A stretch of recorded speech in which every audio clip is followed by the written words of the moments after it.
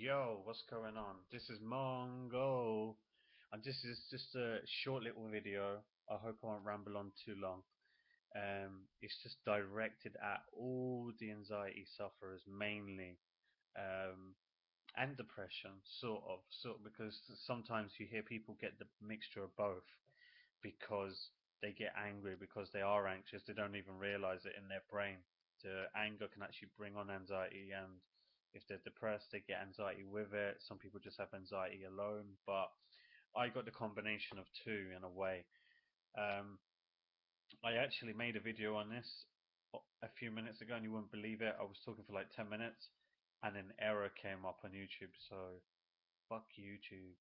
But anyway, what I'm gonna say is it's simple as this. I had anxiety for a good couple of years, right?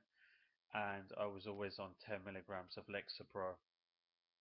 Now, even though I was on 10 milligrams of Lexapro, I always, how to say, I never had the mood swings. Like I was always like feeling good anyway on the 10 milligrams, but my anxiety, it was okay. It wasn't it wasn't bad as it has been, but it wasn't good.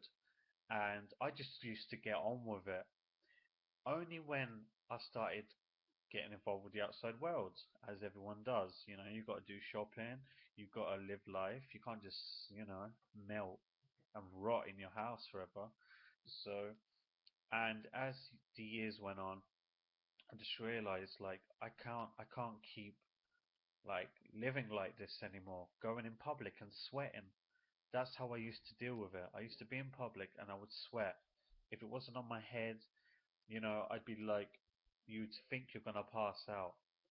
Now, some people don't like being on like SSRIs and antidepressants and things like that, and that's cool. If you're not a believer in that stuff, that's fine.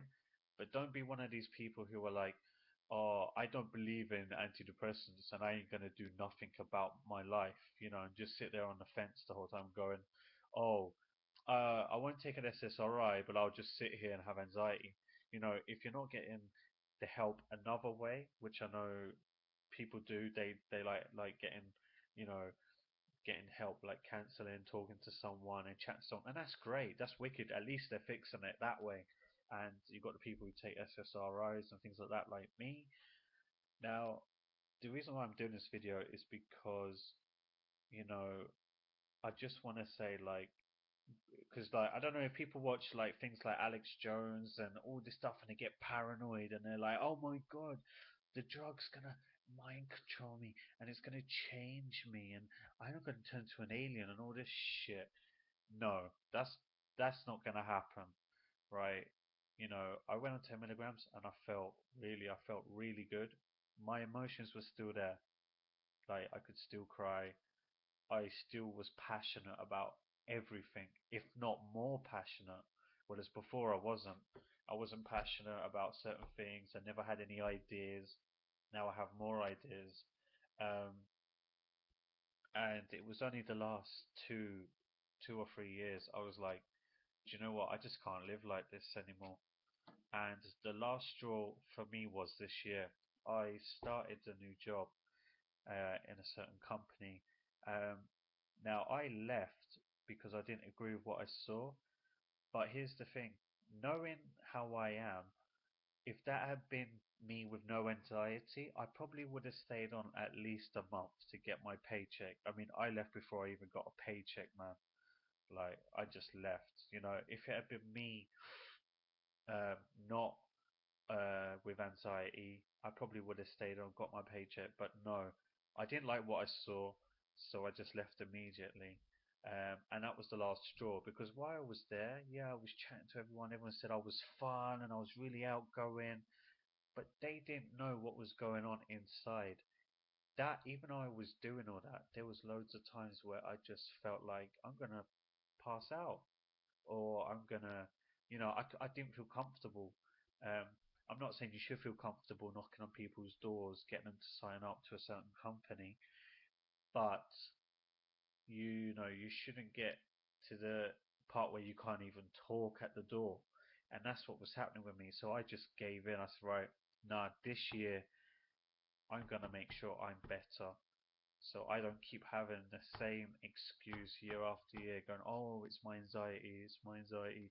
I was sick of saying that, and I thought I was scared, and this is why I'm doing this video.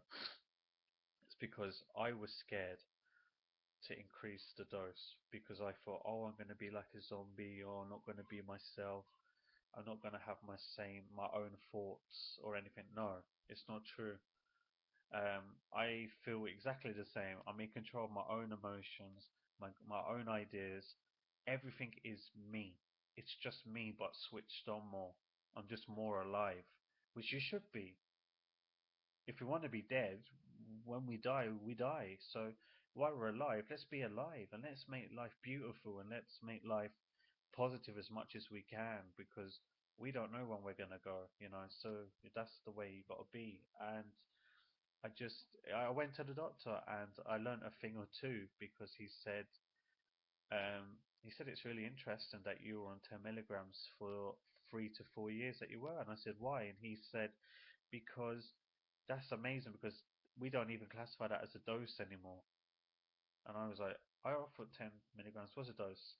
It's only a beginning dose. So the fact that I was on that and dealt with my anxiety was actually really good. Um, and I'm just trying to say, if you can't afford to get counselling or go and see someone, or if you can't go that route and you do only have the doctors to go to and things like that, I would strongly recommend going because your life could change, your outlook on life could change so much as well. And no one says you have to stay on these things forever. You know, I got put up to 15 milligrams and I thought, oh, this ain't gonna do nothing. And for the first time, I think in 4 or 5 years, today I walked out the front door and it was just like, wow, is this what it feels like to be normal? It was just amazing. Like, it was just like, wow, is this what it's like to actually be a human, walk out the door and not get a panic attack or chest pain or start sweating? And I'll make a second video on this in case it crashes like it did last time.